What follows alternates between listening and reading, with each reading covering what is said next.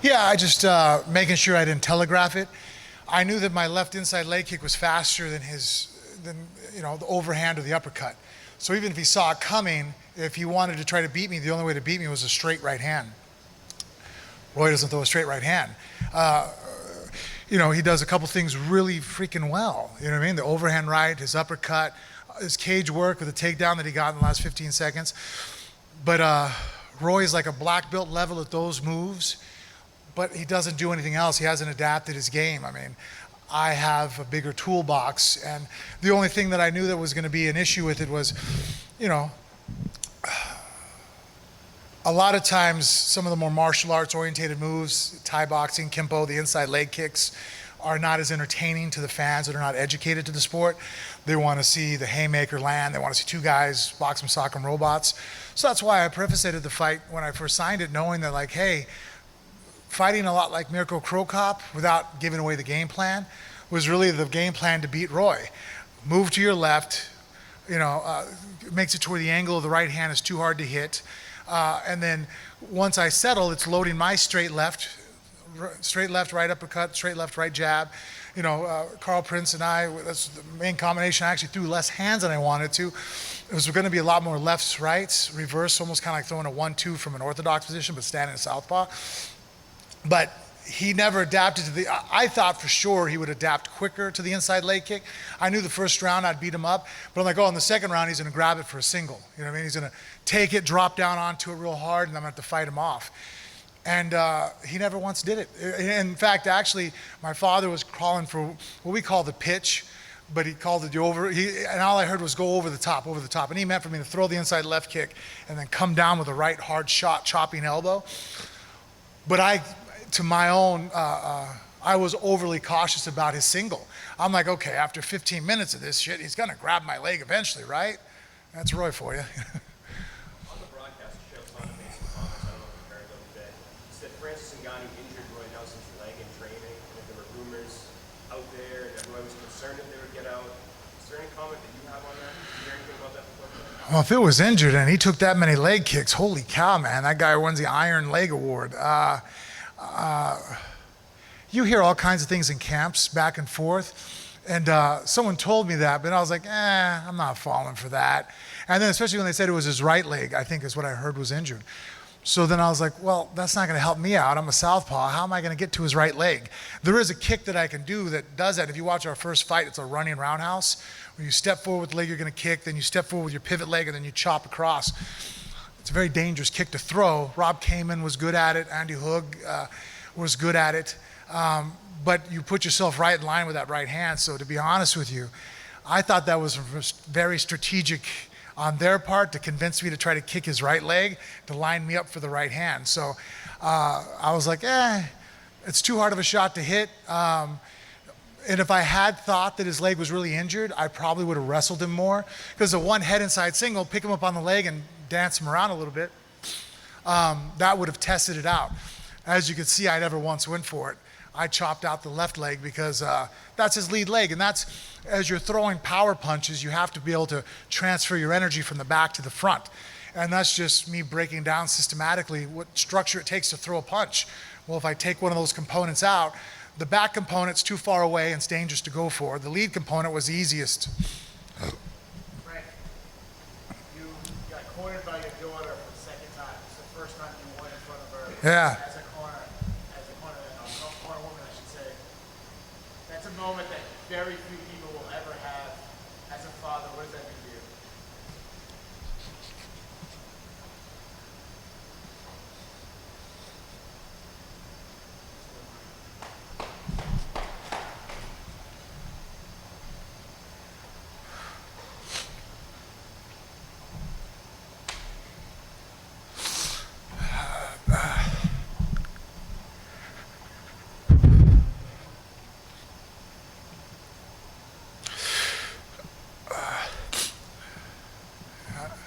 I think I stopped fighting a long time ago for myself. I have enough shiny things to post on the wall, and there's pictures, and there's enough things to say about me that honestly my ego has been satisfied. But being an example to my children, trying to show them the way to be and how to deal with adversity how to handle being on a 4-fight losing streak, being told you're going to be cut afterwards, and maybe change their lifestyle financially. I just want to try to be an example to them, not for them to attain, but them to go over the top of, because my kids are better than I am. They really are. A lot of parents might say that, but I know that. My kids are, I think I said this in my last fight, I really thought that I was something special in life. I realize I'm just a footnote in their story, honestly. Frank, first congratulations on the win. If it was Sunday before, I mean, this is a brutal sport. Yeah. It's like boxing. People die in this sport for seriously hurt. You've seen what's been going on just in the past couple months. Guys making beatings, guys boxing die. You have money. You're still there. You're ahead of the game. You have your health. You have your kids. Why do this? I mean, why not just retire from Sunset? To a TV show, do acting, anything that doesn't involve getting every day, 6 days a week, pushing yourself, getting beaten up, going to the doctors, getting your back there, or any of the joint realigned, and going, all right, let's do a fight 15 minutes with the guy who wants to take my head off. What makes you keep doing this over and over and over? The other day, fuck, try not to cry. Wow. The other day, my wife told me she walked into my son's room, cage, and she caught him watching old fights of mine. That's why I fight still. You know what I mean? Like, I think a lot of fathers want their sons and daughters to look up to them, admire them. I'm in a position where I can control that, My day's gonna come to an end where I don't get to do this anymore. My kids don't get to be in my corner. They don't get to see me get up and train and watch me in pain and see how I deal with it. It'll be their day, and so I'm just trying to prolong that as long as possible. I get to be my kid's hero. Why the hell would I ever give that up? I mean, I guess you worry that one day with this all, you get paid the piper all of a sudden, get head injuries, we know more about now than we did 50 years ago. You worry that all this toll might take effect, and all next thing you know, No. The one reason why I don't terribly worry about it is our sport doesn't have a standing 8 count. I really feel that the more I've learned about concussions, with all the information out there, it's the second concussion that really harms you. I'm pretty smart about how I train now. If I do take a bad shot, I don't take any more headshots for the next couple weeks. I don't even put myself in the position to take one. I think you're seeing deaths in boxing because a guy gets a concussion, he drops down, he has a concussion, he gets back up and he's gonna fight. Tonight I took some shots, but none of them were concussions. Never even once got rocked to go to my knee. In fights that happens, typically the fight's over with in our sport.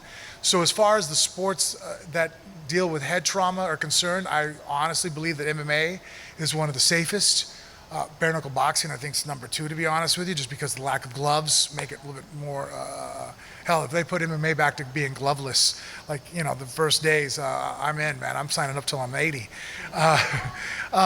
But that's why I don't particularly worry about it. But do I have my body beat up? Absolutely. I already booked a trip. November 10th, my wife and I, with Jose Canseco, Austin Aries, the wrestler, we're all going down to Colombia to go to the bioaccelerator so I can do my whole body with stem cells. If you see what I look like when I get up in the morning, it's pretty ugly. If anybody wants to rob my house when the sun's up, I'm like a vampire. You got it, dude. There ain't nothing I can do.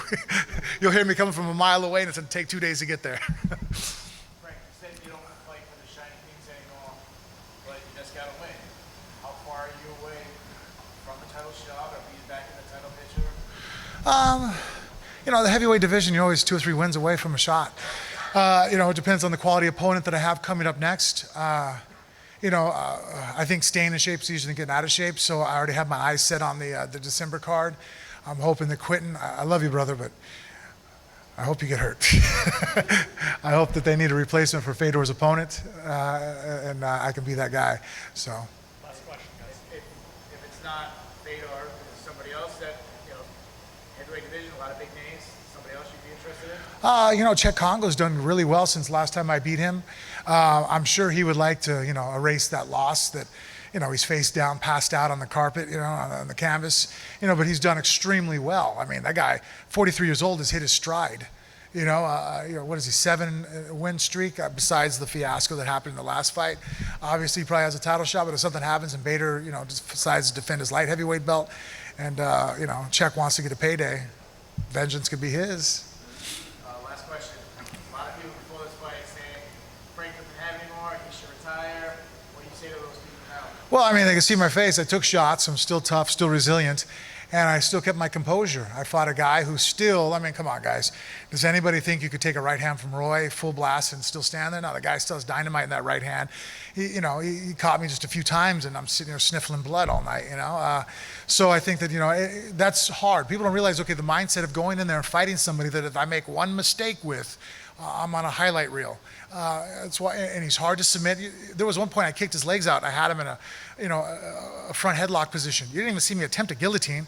We've trained too much together. I know how hard he is to submit. I know how good his base is. Hell, he decided to go for a takedown the last, and he got it. The guy is still, heavyweights were just dangerous for a longer period of time than a lot of the other weight classes. I might have to do with the weight cut. I don't know, that our bodies aren't as drained neurologically as far as nervous system goes that some of the other weight classes are. But, I think I showcased it. Stuck to a game plan, beat up a guy who was extremely tough and very dangerous. All right, thanks, Frank. Thank you, guys.